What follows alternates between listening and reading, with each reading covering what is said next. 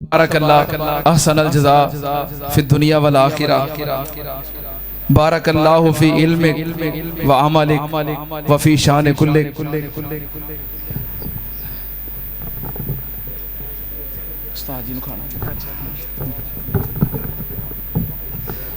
ماشاءاللہ احسان مجاہد اسلام مجاہد ختم نبوت حضرت مولانا مفتی کفایت اللہ شاکر صاحب حافظہ اللہ تعالی نائب ناظم مرکزی جمعیت اہل حدیث پنجاب جو کہ ماشاءاللہ بڑا ہی علمی تاریخی اور تفصیلی ختم نبوت دے حوالے نال خطاب فرما رہے سن. اللہ پاک انہاں دے اس بیان نو قبول فرمائے. اللہ پاک اس بیان نو باعث ہدایت اور ساڈے واسطے ذریعہ نجات بنائے. اللہ پاک مفتی صاحب نو صحت والی سلامتی والی ایمان و برکت والی لمبی عمر عطا فرمائے. انہاں دے خطاب دے دوران معزز مہمانان گرامی تشریف لے آئے. ساڈی مراد محترم جناب حاجی عبدالقادر صاحب حافظہ اللہ, اسی طرح محترم جناب شیخ عتیق الرحمن صاحب. اللہ پاک تمام دی تشریف آوری قبول فرمائے. اور انہاں دے خطاب دے دوران مجاہد اسلام فاضل نوجوان خطیب ذیشان حضرت مولانا حافظ انعام الحق فاروقی صاحب حافظہ اللہ تعالی وہ بھی تشریف لے آئے. اہلا وسہلا مرحبا.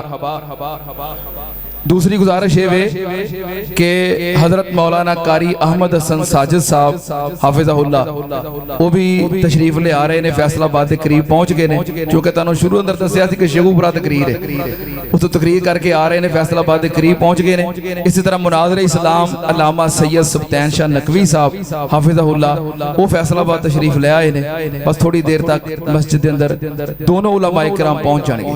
ایک ضروری اعلان ہے, کل انشاءاللہ 7 ستمبر مغرب دی نماز تو بعد مرکزی جامعہ مسجد اہل حدیث امی پور بازار اتھے ختم نبوت کانفرنس ہو رہی ہے جی دے اندر مناظر اسلام علامہ سید سبطین شاہ نقوی صاحب اور مجاہد اسلام حضرت مولانا علامہ عبدالرشید حجازی صاحب ناظم اللہ مرکزی جمعیت اہل حدیث پاکستان انشاءاللہ خطابات فرمان گے.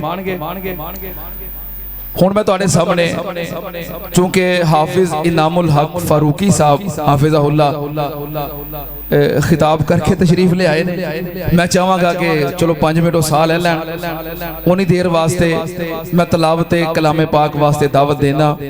قاری القرآن فخر القرآ اور پاکستان دے نامور قرآن کرام دے اندر ایک بہت ہی چمکدا ہویا ابھردا ہویا نام برادر عزیز محترم جناب حضرت قاری محسن عزیزی صاحب حافظہ اللہ تعالی تلاوت کلام پاک فرمان گے. انہاں دے متصل بعد انشاءاللہ حافظ انعام الحق فاروقی صاحب دا خطاب شروع ہو جائے گا. قاری محسن عزیزی صاحب نعرہ تکبیر نعرہ تکبیر.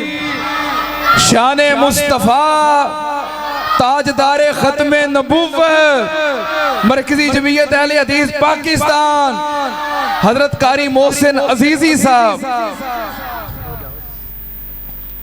السلام علیکم ورحمۃ اللہ وبرکاتہ.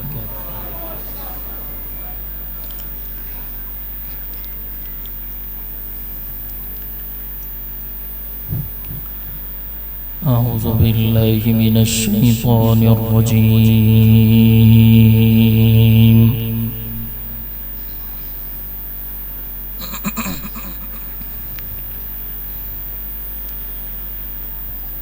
بسم اللہ الرحمن الرحیم.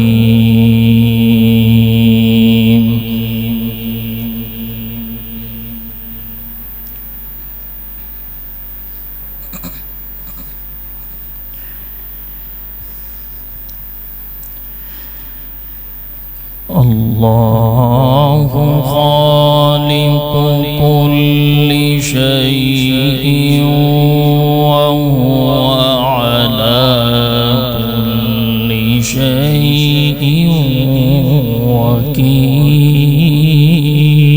وكيل.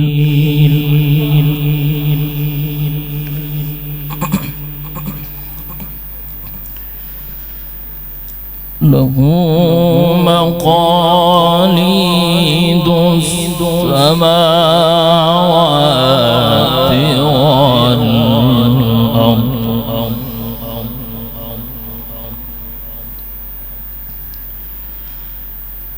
والذين كفروا بآيات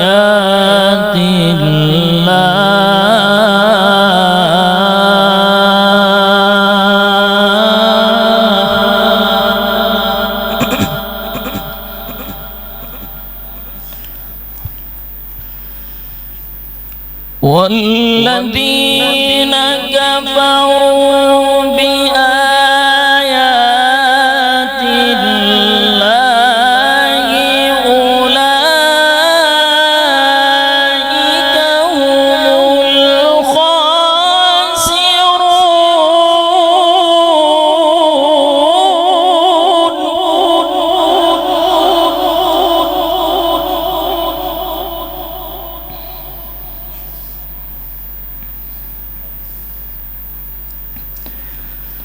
قل أفغير الله تأمروني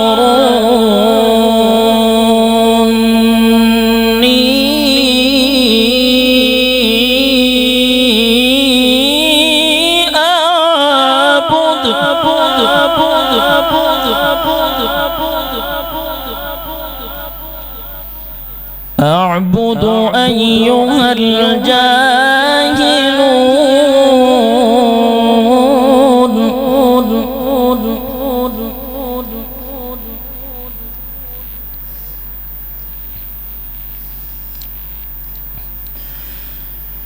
ولقد أوحي إليك وإلى الذين من قبلك لئن أشركت ليحبطن عملك ولتكونن من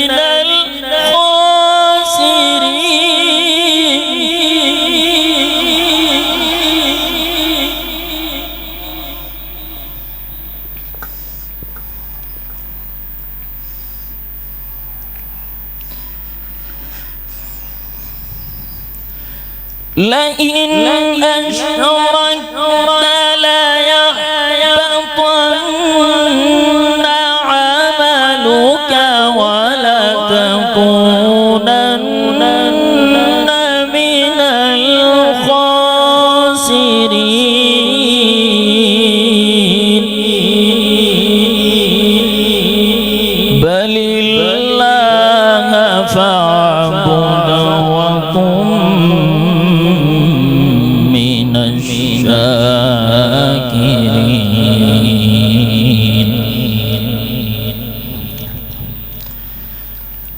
بسم الله الرحمن الرحيم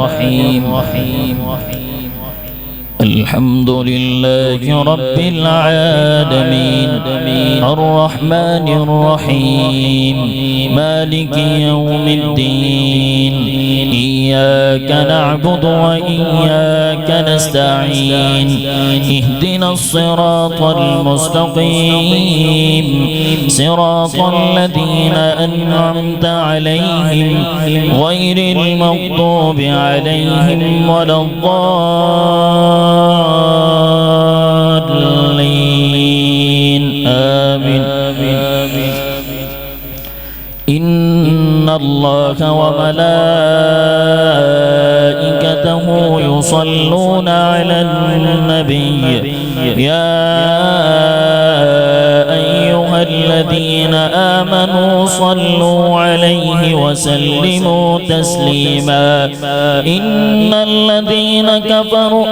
الذين يؤذون الله ورسوله لعنهم الله في الدنيا والآخرة وأعد لهم عذابا مهينا والذين يؤذون المؤمنين والمؤمنات بغير ما اكتسبوا فقد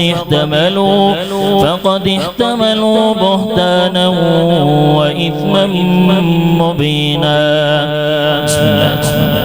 يا أيها الذين آمنوا إذا نودي للصلاة من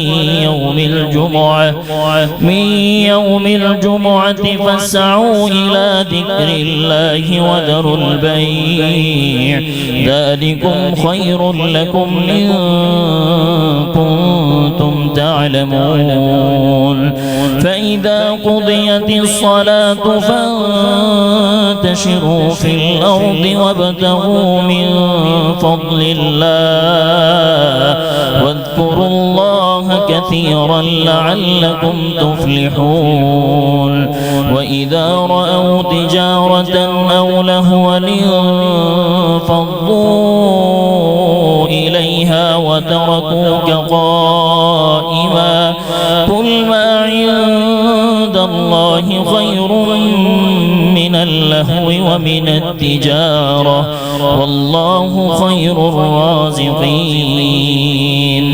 بسم الله الرحمن الرحيم. يا أيها الذين آمنوا لا تلهكم أموالكم ولا أولادكم عن ذكر الله ومن يفعل ذلك فأولئك هم الخاسرون.